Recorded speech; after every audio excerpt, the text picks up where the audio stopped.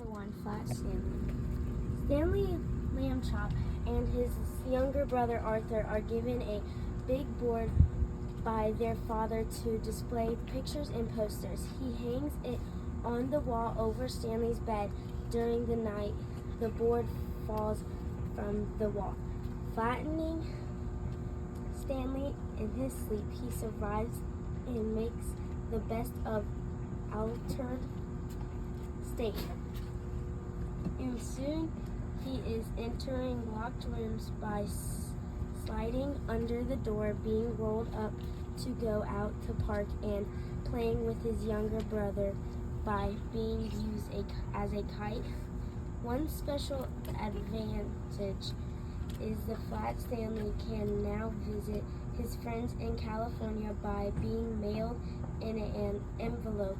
Stanley even helps catch some art museum thieves by posing a painting on the wall. Eventually, Stanley is tired of being flat, and Arthur changes his back to his proper shape of bicycle pump. Description.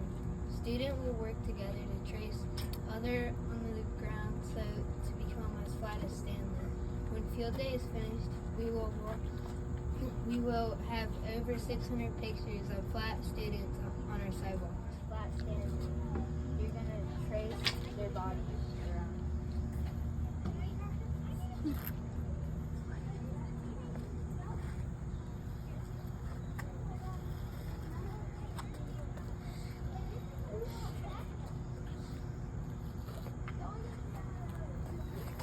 Station number 2, Fly Guy.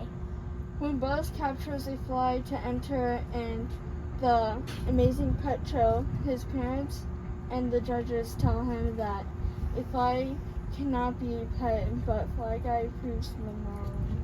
Keep Buzz off the ground to stop Buzz's parents from capturing him.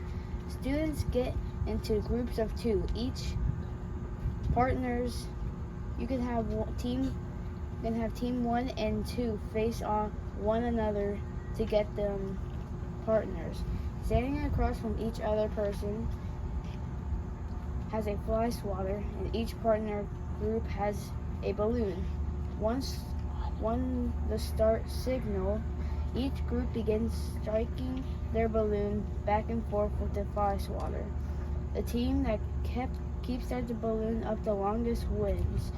They can also play and see how many strikes they get until the balloon hits the ground, seeing who had the most strikes. Each person's gonna have a partner. If you divide the class into 2 teams, put one team on one side, one team on the other, whoever they are facing will be their partner.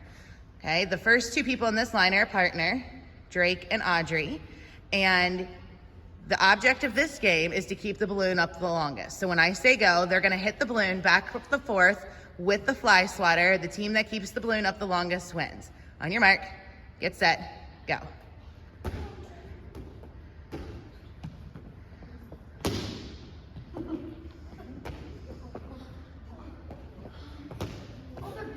So Connor and his partner won.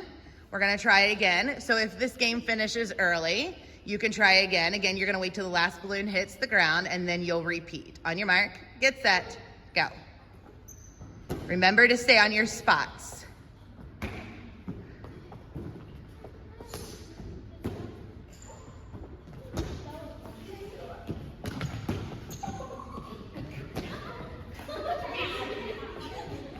Connor, you gotta stay on your spot.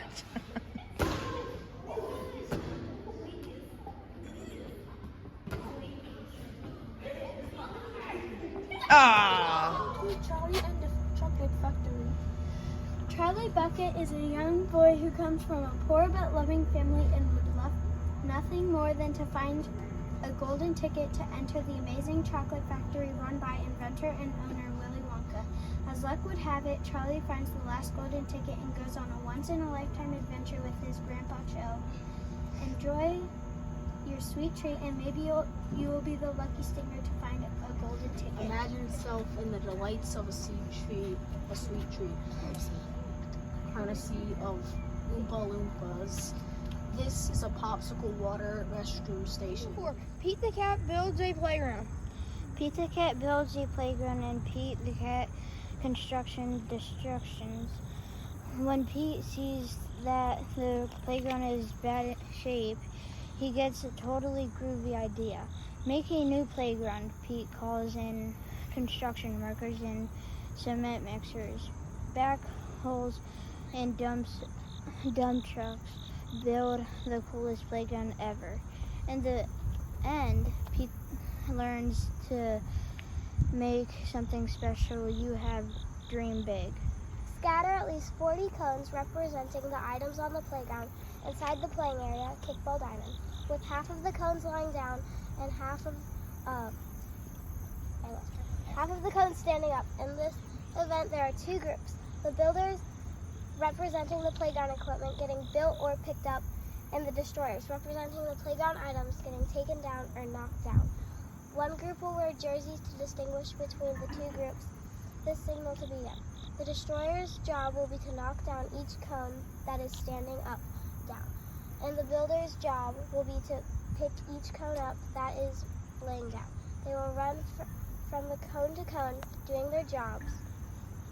Volunteers will stop play after 1 minute to change how they are moving. For example, after the first minute, they will walk backwards. After the second minute, it's up, they will skip. The volunteers should then change the student's job, with the builders up now becoming a destroyers down, and then them jogging again. Builders hop inside. This event will continue until the time has been called. Do not allow students to use their feet to kick over cones. Only one finger is needed to knock down the cones over and hands to pull them up. Team number 1 is the builders. Builders, raise your hand. Your job is to pick up the cones that are laying down and put them right back. Team 2's job, you are the destroyers. Raise your hand, destroyers. Your job is to knock down the cones. Locomotor movement is skipping. Go. No kicking, you use your fingers.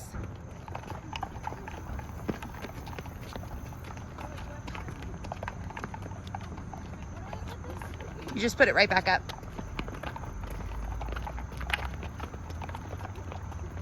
Freeze! If you were a builder, raise your hand. You're now a destroyer, and with one finger, you're knocking down the cones. If you were a destroyer, raise your hand. Now you're a builder, picking up the cones and setting them back up. Go.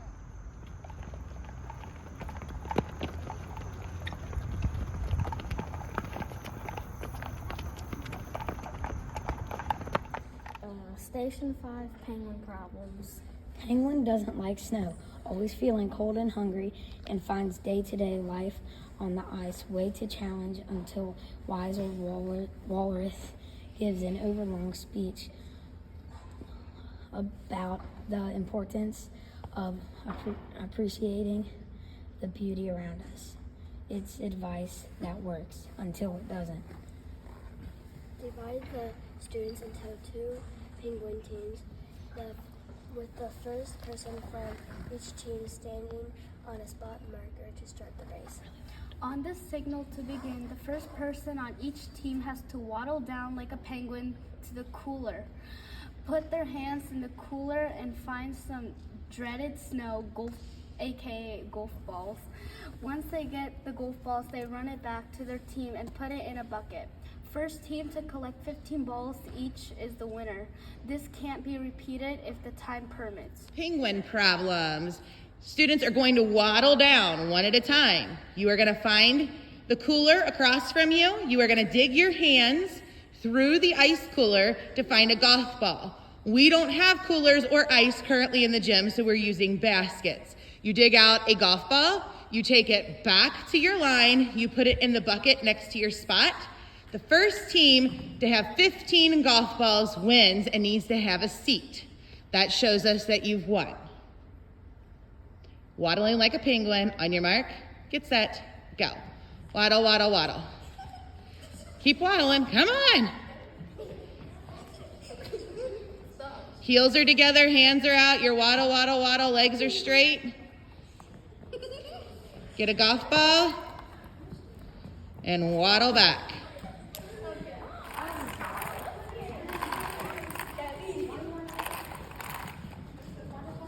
Waddle, keep those heels together.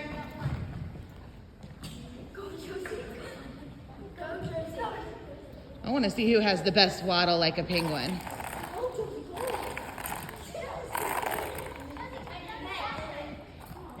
Keep those legs straight and those heels together.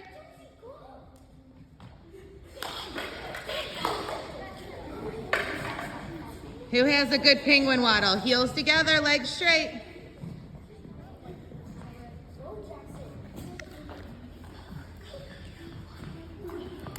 Remember, in this game, we don't sit down until you have 15 balls in the bucket.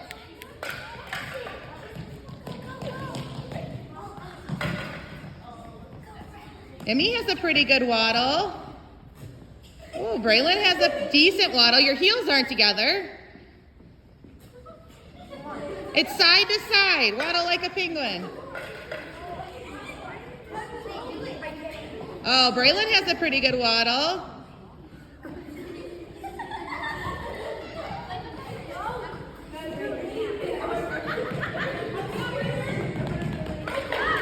No cheating. Heels together.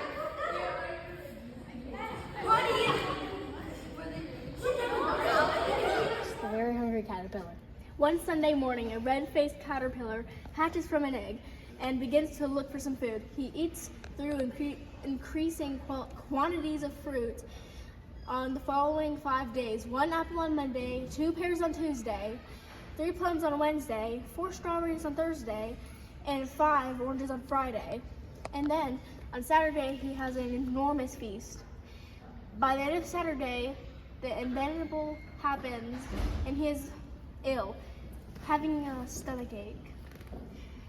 After recovering from a stomach ache, he returns to a more sensible diet, eating through a large green leaf before spinning into a cocoon, in which remains over the following 2 weeks. Later, the big fat caterpillar emerges as a beautiful butterfly with a large, gorgeous, multicolored wings. Description. It's time to eat smart so your tummy won't hurt.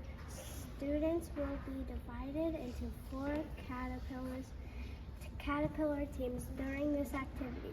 Each team will start behind the cone and wait for the start signal.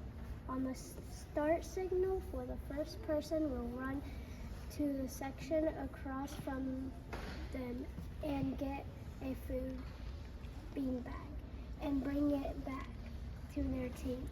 When the team member returns with a food, the whole team works together to decide which food group the food belongs in. Once the first player is back and the group has placed the food in a food group, the next player will run down, get a food beanbag, and bring it back to their team. This will continue until the teams have retrieved all beanbags located across from their starting cone. The team that has all the foods in the correct group at the end of the game. On the signal, when I say go, first person in line is going to skip down, grab 1 food beanbag, and skip back.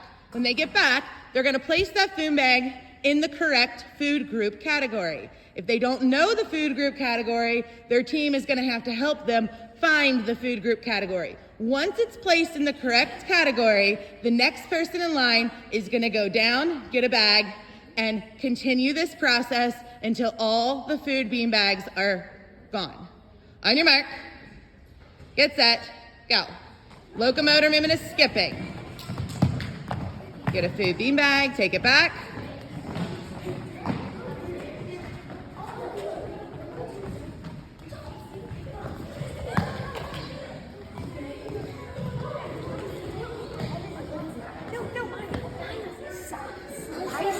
Sliced ham. Sliced ham. Protein. It's a meat. Yep, protein. Okay. Very good. Next person skipping down and back.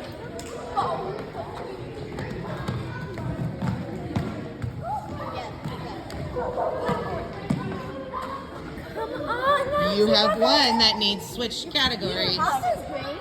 The pasta is green. What would be the cottage cheese? No. Beans is not vegetables. You are correct. Bean is not a vegetable. Not that kind of bean. That's green. What does this go in? Sliced bread. Sliced bread. Go. What'd you get me? Tortillas. They have so many.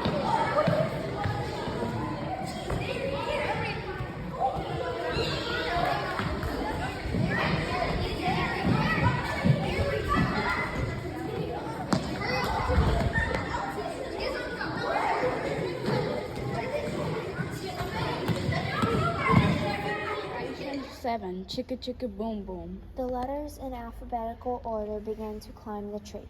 The letters are having a wonderful time, but as more and more letters climb up the coconut tree begins to bend over more and more until chicka chicka boom boom. The letters all fall off, comforted by their parents and other adults. The letters get untangled again in alphabetical order. Divide the students into 2 teams.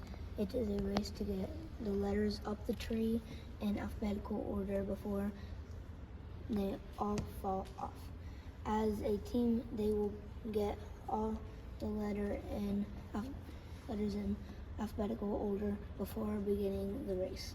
Once the alphabet is in the correct order, the first player will run the first letter A to the coconut tree and put it on the tree. That player will come back and high five the next player. Once a high five is given, the next player will take the next letter and attach it to the coconut tree and then return with a high five. This will continue until all letters in the alphabet are attached to the coconut tree. First team with the entire alphabet attached wins. Kindergarten through 2nd grade. The younger students do not need to work together to get the letters in alphabetical order before beginning the race. The first player in line will grab a letter out of the bucket and run the letter to the coconut tree and put it on the tree. That player will come back and high five the next player. Once a high five is given, the next player will get another letter out of the bucket and take the next letter and attach it to the coconut tree and then return with a high five. This will continue until all the letters in the alphabet are attached to the coconut tree. First team with the entire alphabet attached wins. We'll have 2 teams of players. Each team will have a bucket next to them with letters in it, the complete alphabet. On go, if you're in grades 3 through 5, you will take the letters out of the bucket and together you will work to get them in alphabetical order, lining them up next to your team player. Once they're in alphabetical order, you will run 1 letter up at a time to the coconut tree and place it on the coconut tree, okay? If you are in grades kindergarten through 2nd, you are not gonna put them in alphabetical order first. So we are gonna demonstrate the kindergarten through 2nd grade version. We're not gonna put them in alphabetical order first. You guys are gonna take 1 letter out of each bucket, out of the bucket, run it down, place it on the tree. On your mark, get set, go. 1 letter, place it on the tree. Okay, currently they're not sticking, so we're gonna lay them on the ground. Oh, that did stick. Okay, and you're gonna skip while you do this. Skip. Sorry. That's all right.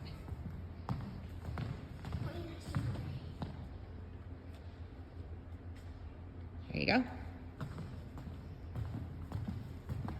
Next letter, as soon as they come back, you wait till that person gets back. You can't go until that person gets back.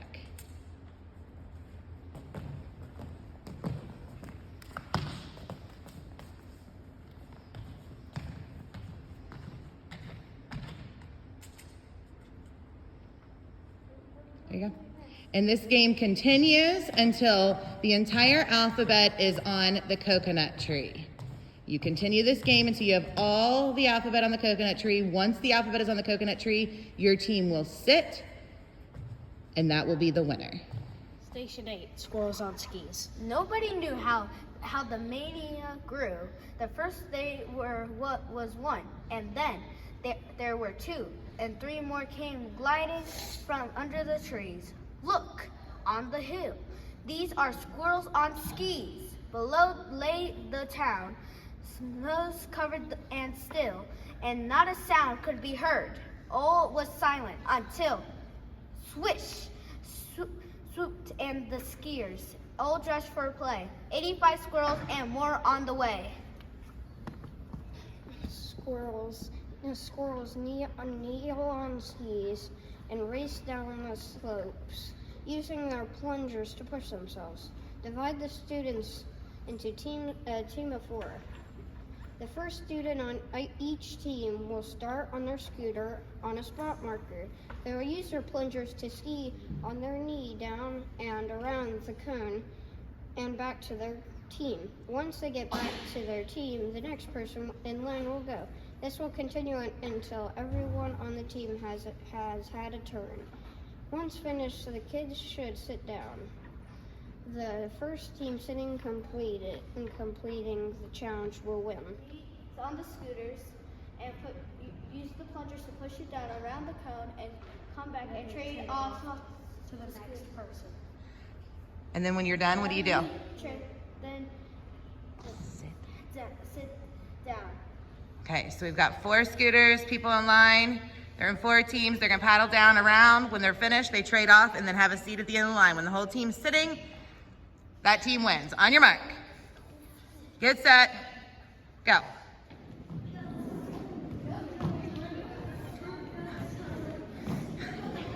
You've got to use the paddles. There you go. Jacoby's getting it.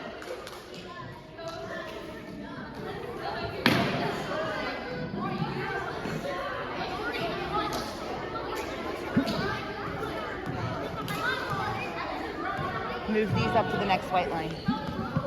Okay, Jacoby, turn around and go back.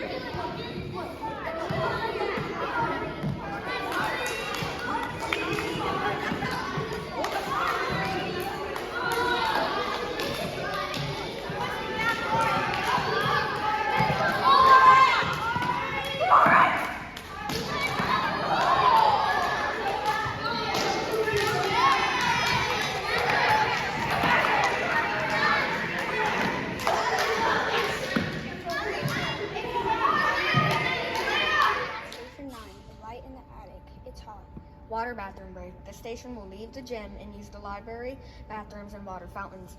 You will then lead your class out the side doors next to the music room. Your next station will be located near the planets on the playground. If you get there early, sit on the ramp until the signal is given. So you'll leave the gym, out the doors. Go. Going to the library bathroom. You're going to the library bathrooms.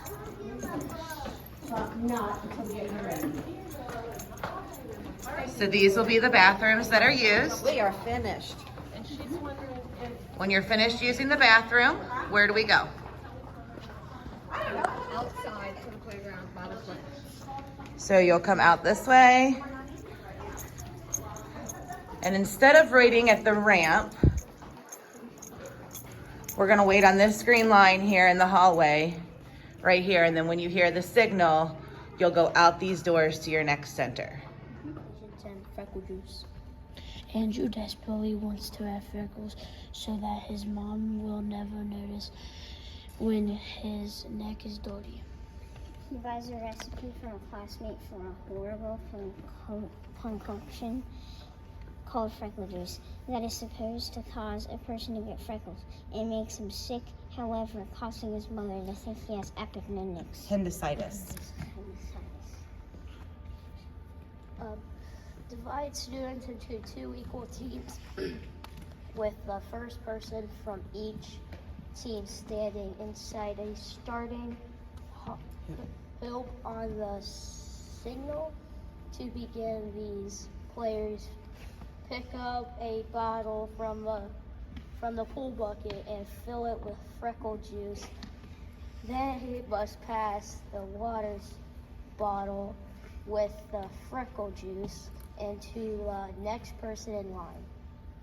This person will take the bottle, dump it into the bucket behind them, and then go to the front of the line, scoop up more Freckle Juice from the bucket, and begin passing it down from the line again. Teams will continue to go until the bucket in the back has been filled to the line. The first team to fill it up to the marked line wins. First person in line is standing next to the pool. Last person in line is standing next to the bucket. Everybody else is spread out in between. First person in line is going to scoop water up from the pool, which is our Freckle Juice. They're going to pass it to the next person in line. They're going to continue passing until it gets to the last person in line. Last person in line is going to dump it in the bucket. They are going to move up to the first place in line. They're going to scoop the water, and this is going to continue until the bucket has enough water to fill up to the line. On your mark, get set, go. Scoop the water, pass.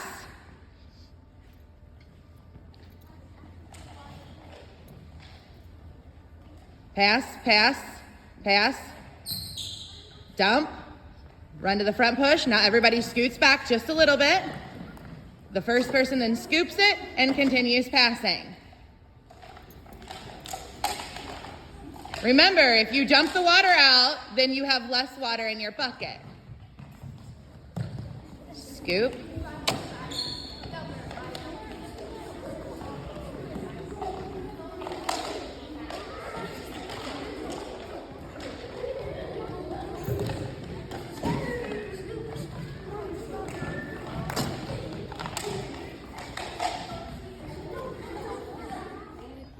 Jumping bee. Kangaroo Noma Jean loves jumping. The problem is her jumping gets out of hand due to accidents and hurting her friends' feelings. Noma stops her jumping entirely. But when the school field day games come up, Noma Jean is talked back into action long enough to win ribbons, proving there is time and place for jumping. Jumping rope for heart. Everyone grabs a jump rope and doesn't stop jumping. Jump, jump, jump. Just like Noma Jean. Kindergartners can use hula hoops if necessary. Find your own space and just keep jumping rope.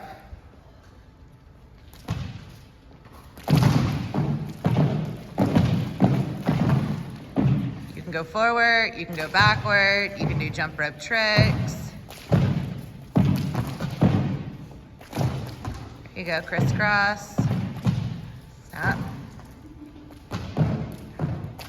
If you're kindergartners, you don't have to use the jump ropes, but you can use hula hoops. Go ahead, kindergartners. Or first graders, you can jump rope with the hula hoops, jump in and out of the hula hoops. Go ahead and show me. Jumping rope with hula hoops. Go ahead.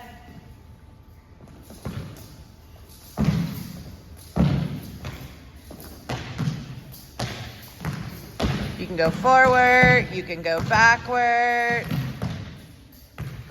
You can put the hoop on the ground and jump in and out of it and practice just jumping. Station 12, Percy Jackson and the Lightning Thief. This book charts the adventures of a modern-day 12-year-old Percy Jackson. As he discovers he is a demigod, the son of a mortal woman and the Greek god Poseidon. Percy and his friends Annabeth chase and Grover Underwood go on a quest to prevent war between the gods Zeus, Poseidon, and Hades. When Percy finds the missing Master Bowl inside his backpack, the group realizes that Ares have been manipulating them, narrowly escaping the underworld. Percy challenges Ares to a duel. When the demigod wins, he gives the helm of darkness to the Furies. Hades then realizes that Percy was not the thief. Percy takes the Master Bolt back to Zeus, who rewards the young hero by not killing him for Poseidon's broken oath. Percy returns to camp as a hero and enjoying the rest of his summer there. Students will be divided into 4 teams. The first person in line on each team will stand on the spark marker with the lightning bolt as a noodle, ready to throw on the station leader's signal. The first person in line will throw the noodle, trying to get it through the target in front of them. After they throw, they will then run to get the lightning bolt and bring it back to the next person in line. Each time a team member gets the noodle through the hoop, they score a point. This process will repeat for 4 to 5 minutes.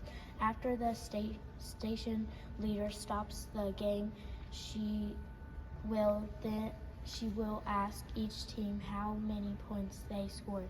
The team with the most points wins this event. First person on each team will try to throw the lightning bolt, which is the noodle. During field day, you'll have both short and longer noodles. You'll try to throw them through the hoop targets. There will also be a lot more hoop targets on field day.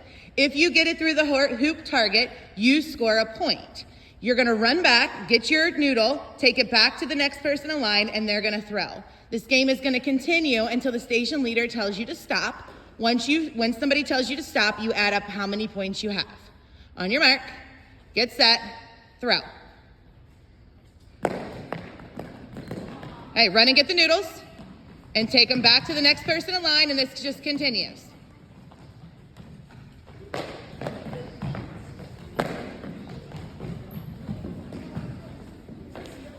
Oh, point. If you knock down a target, you just need to pick it back up.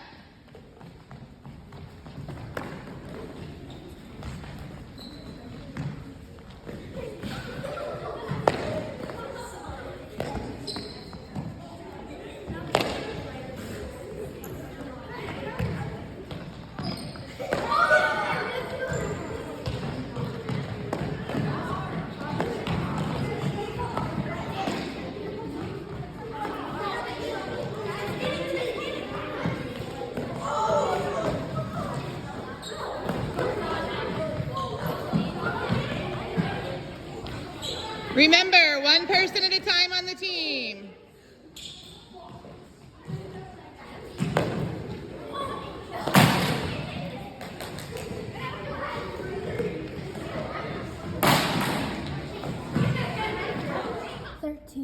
Teenage Mutant Ninja Turtles Pizza Party. The Teenage Mutant Ninja Turtles are 4 fictional teenage anthropomorphic turtles named after Renaissance Italian artists. They were trained by their anthropomorphic rat sensei in the art of ninjutsu. From their home in sewers of New York City, they battle petty criminals, evil overlords, mutant creatures, and invaders while attempting to remain hidden from society. These turtles always love a good pizza party after fighting crime in the city, especially in Michelangelo.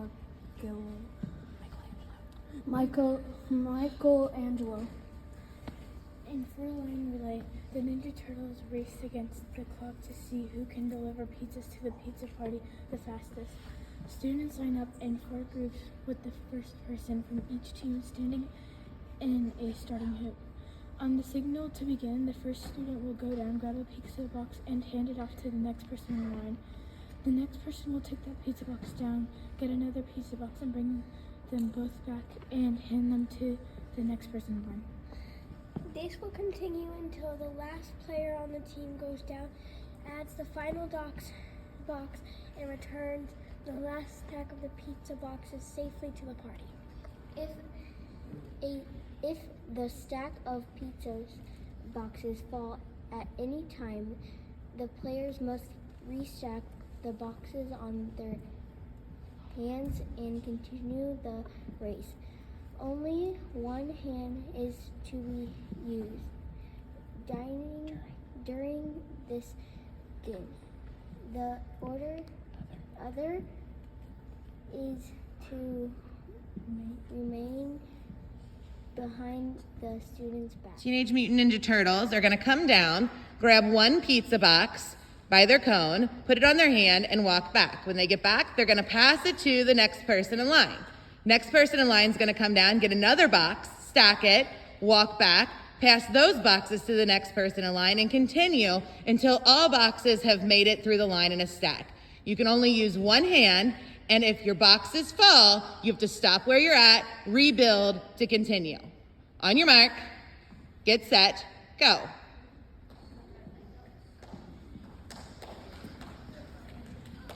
This is a race.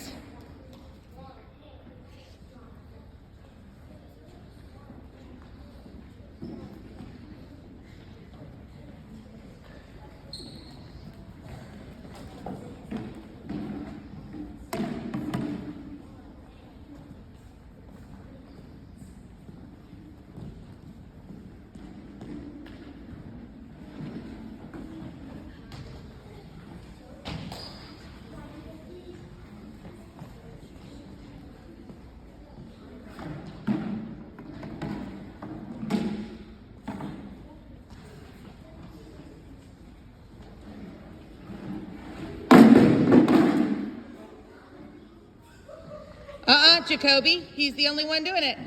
He rebuilds. Start right there, you're fine.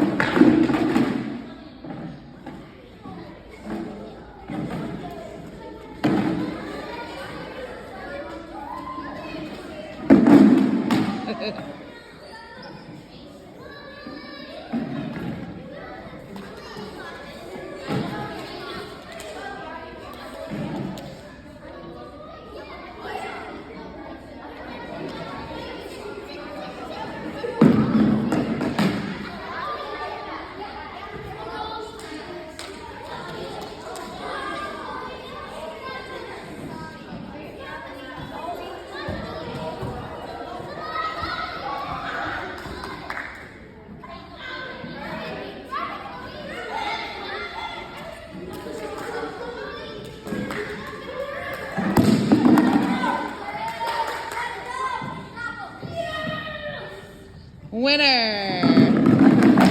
14. In the middle of the eastern town of Abraba, Princess Jasmine is feeling humid by her father's desire to find her a royal groom. Meanwhile, the Sultan's right-hand man, Jafar, is plotting to take over the throne.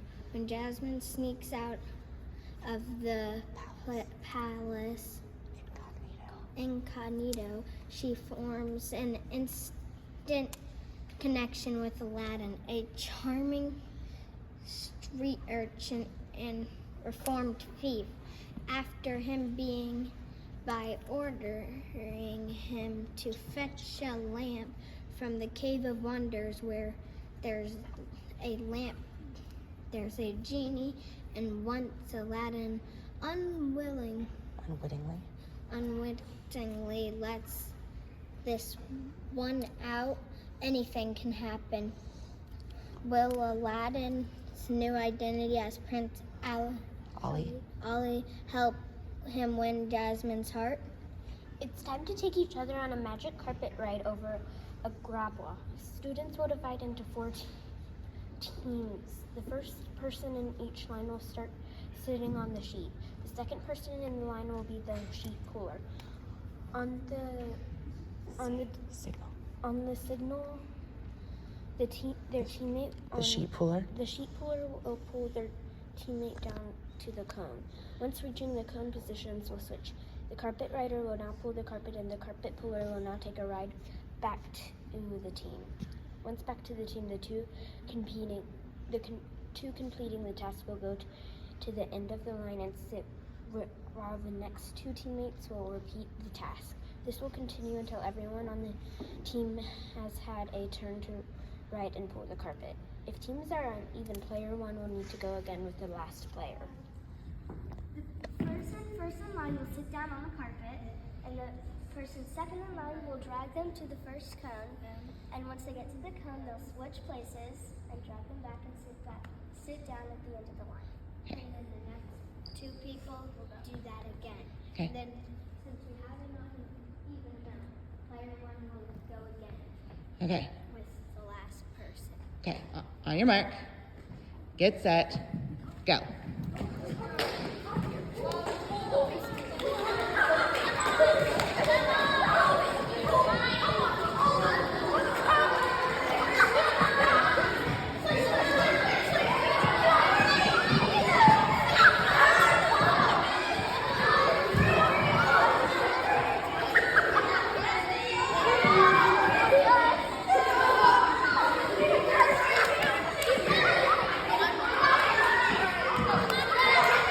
So Kobe, you guys gotta sit, you're done.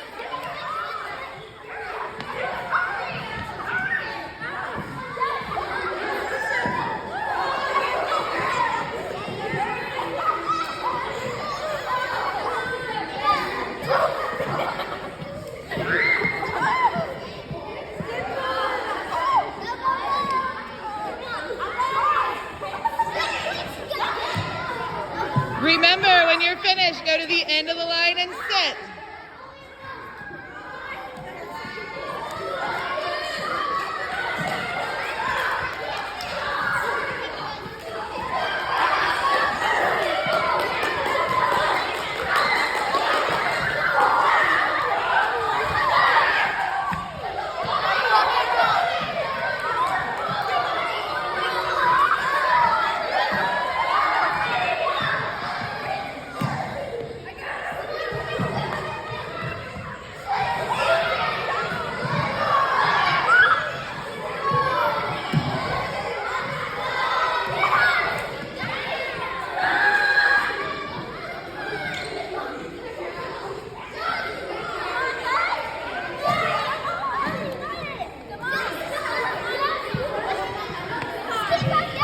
Meatballs. Station 15.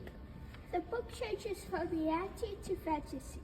It starts off as any other regular day. The family sat down for breakfast, but chose into this magical world outside of that. This world is unlike anything else. Food actually falls from the skies 3 times a day, for breakfast, lunch, and for dinner. The residents of Choose Run Swallow, a small town with extremely unusual weather patterns. They have plates, cups, glasses, forks, spoons, and knives, and napkins, because they never know what kind of weather they're going to encounter. Equally place the students around the outside of the parachute. There will be multiple challenges. You're going to hold the edge of the parachute, not the handles, and hands over top, and wait for the instructor to give directions. Okay. All right, so everybody go ahead and put your hands directly on top of the parachute, thumbs under it, grab the edge. Nobody's moving it until you have directions. It should be right around your waist. Okay, and during this activity, you're gonna be given several challenges. So they might say shake, rattle, and roll, and just shake it really quick. Go. Freeze. Somebody may say go up, so up, up, up, up, up. And to your waist, pull it to your waist. Okay, that's one of them. And then they might say go up, up, up, up, up, up, up. Now pull it to the ground and hold it down. Do not go under it. Pull it to the ground, Ethan, and hold it down. Yep, so you're creating a big dome. And there's lots of other challenges. We might throw things on top of it. You might have to try to shake different foods out of it. You might even put an octopus in the middle. Pirates Past Noon. In Pirates Past Noon, it's a treasure trove of trouble when the magic tree house carries Jack and Annie back to the days of deserted islands, secret maps, and dangerous pirates. Will they discover the hidden buried treasures, or will the pirates discover them? Jack and Annie are put to the test when they are accidentally brought on board a pirate ship. They are forced to think fast or face the possibilities of walking the plank. Description. Divide the class into 2 teams. Really loud. Each team will line up behind a cone. The first person on team will run down to the pool filled with sand or flour. They will have to dig for buried treasure and find 1 coin. When the student finds a coin, they will take it back to the bucket located next to their team. Once dropping the coin in the bucket successfully, the next person on the team may go dig for buried treasure. The first team to 15 coins wins. The person in line has to go over there and find coins and come back and put them in their bucket. And you have to find at least 15 coins. So how many coins do they get at a time? 1. 1 coin at a time, and the team keeps going until they get how many? 15. Okay. On your mark. Get set. Go. Run down. Run. Dig for a coin in the sand. Find a coin. Bring it back. You, next person, can't go until they put it in the bucket. So she puts it in the bucket. Next person can go. The first team to get 15 sits. Found a coin.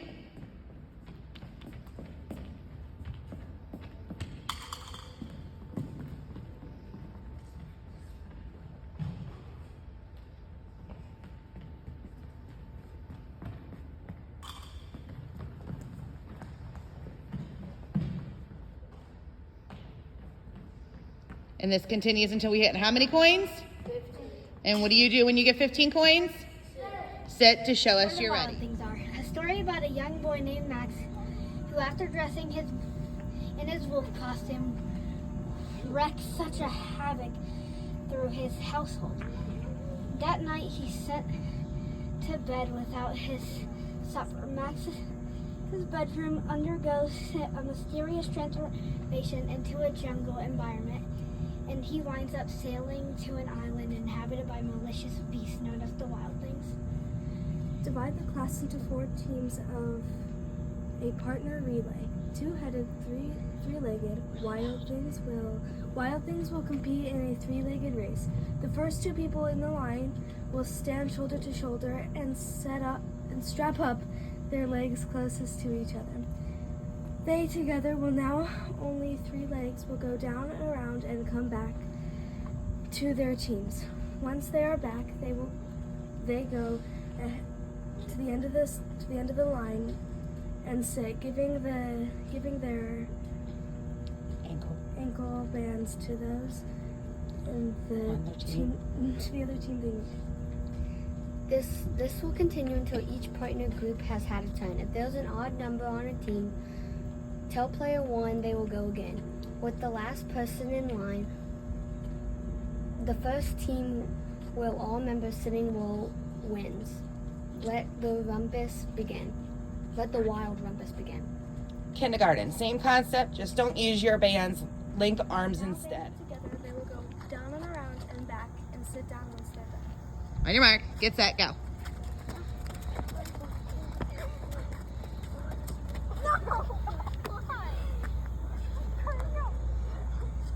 Oh, they figured it out.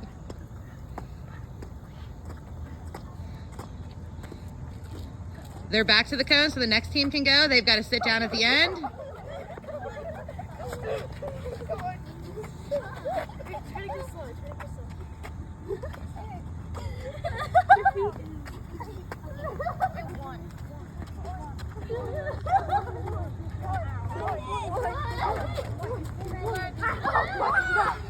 Sit down! Now, if you're a kindergartner or a first grader, instead of using the band, you're gonna stay linked, arms linked, and they're gonna go down. They're gonna keep their arms linked as they go down, around the cone, and back. And remember, the first team to have everybody sitting wins. All right, that team is finished. They're the winners. We got 2 more going.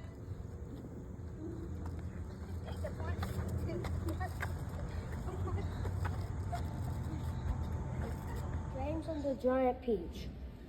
James, a young boy who is orphaned when his parents are eaten by a rhinoceros, James is consequently sent to live with his 2 aunts, Aunt Sponge and Aunt Spiker.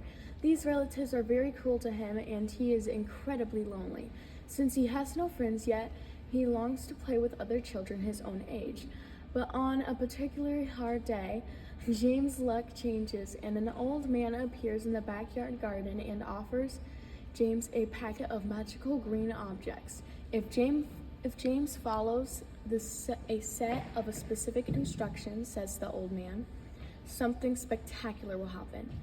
James is very excited, but as he runs back into the house,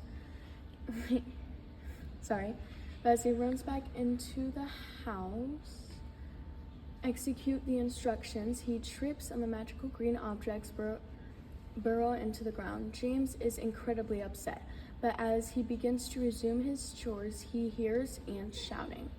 James soon discovers a source of a commotion. A peach has begun to grow on the top of a branch of a previously barren peach tree. As the 3 of them watch, the peach becomes larger and larger until it's bigger than the ant's entire house. When James enters the peach, he meets an odd group of creatures who intently scare him. Miss Spider, Centipede, Earthworm, Old Green Grasshopper, and others. The next day, James and his new companions begin their journey away from Aunt Sponge and Aunt Spiker.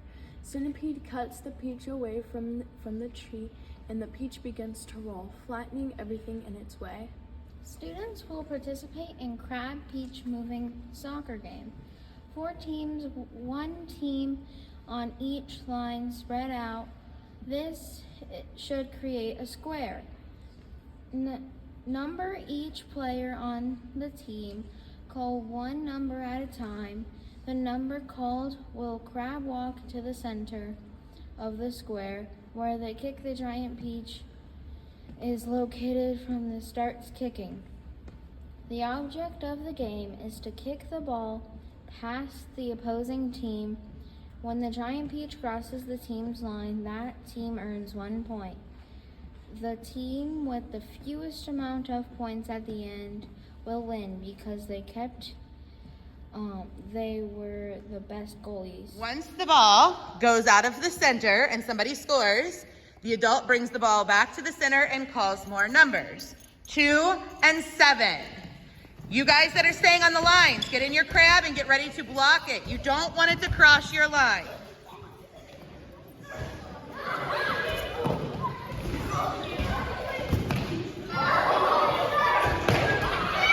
Score! Big Nate, game on. The first thing I learned about Nate is that he definitely doesn't have a self-esteem problem. He's convinced he's the best at whatever he does.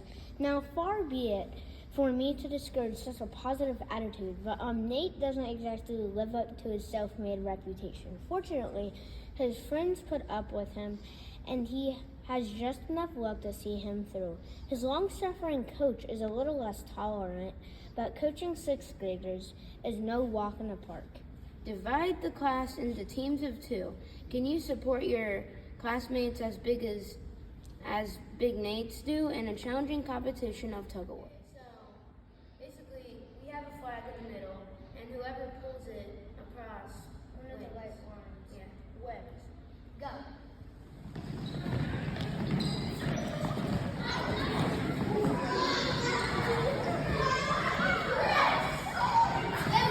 The Sorcerer's Stone. Harry Potter thinks he is an ordinary boy celebrating his 11th birthday, but he is far from right. A giant named Hagrid appears and gives Harry the all-important news. He is a wizard, but not everything is quite. At Hogwarts, as Harry suspects someone is planning to steal the Sorcerer's Stone. During Harry's first Quidditch match, his broom jerks out of control. Hermione notices Snape staring at Harry. Muttering a curse, she concludes that he is jinxing Harry's broom, and she sets Snape's clothes on fire. Harry regains control of his broom and makes a spectacular play to win the Quidditch match. The Hufflepuffs, Slytherin, Gryffindor, and Ravenclaws will compete in a game of Quidditch where they will be riding their brooms, split into 4 teams, and keep control of your brooms. First person on each team will ride the broom by galloping down and around the cone and back.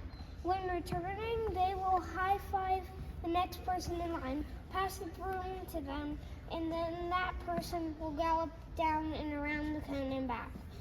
This will continue until every team member has had a turn. When the last team member crosses the line, the whole team needs to sit down. The first team to have everyone finished and sitting down wins the race. This game will be played one time, then the class will go to the 5th grade doors, walk down the 4th and 2nd grade hallway, stand out the door located by Miss Dinkle's room. The station number 1, this is the long walk, so be sure to move quickly. If you arrive to station 1 early, please wait to begin until the signal has been given. So you're going to be riding the brooms in between your legs all the way to the cones down there. Come back when you're done, you're sitting down. Then once the last person gets back, you're all going to sit down. And then if you're the first team, you win. Okay, ready? Not till I say go. On your mark. Get set.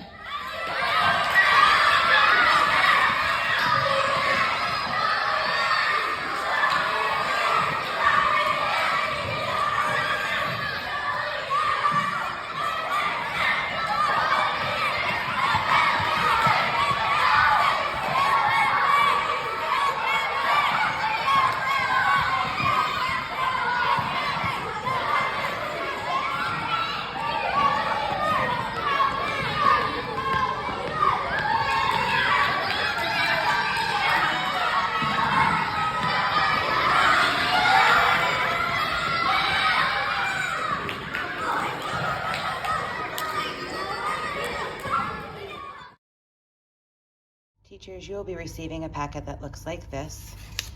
It will have all the directions that you need for field day. It'll have start times. Some of the reminders are please do not move until the siren sounds to rotate. If students finish at a station, just let them keep playing until they hear the siren. There are several directions in there that you need to kind of go over. There will be an alternative lunch schedule. There is a grid with your rotation.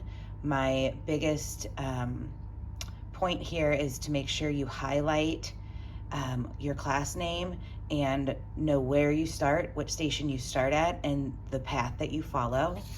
There will also be a grid right here that says the 5th graders that will be working at each station. It will have all the stations listed by number, as well as a map. Some helpful tips are to circle the number that you start at and then highlight your path that you're going to travel so that everybody knows which station is next and where you're going to be going. And then after that is a description of all the stations that you just saw the 5th graders demonstrate on the video. I hope everybody enjoys field day and has a wonderful time.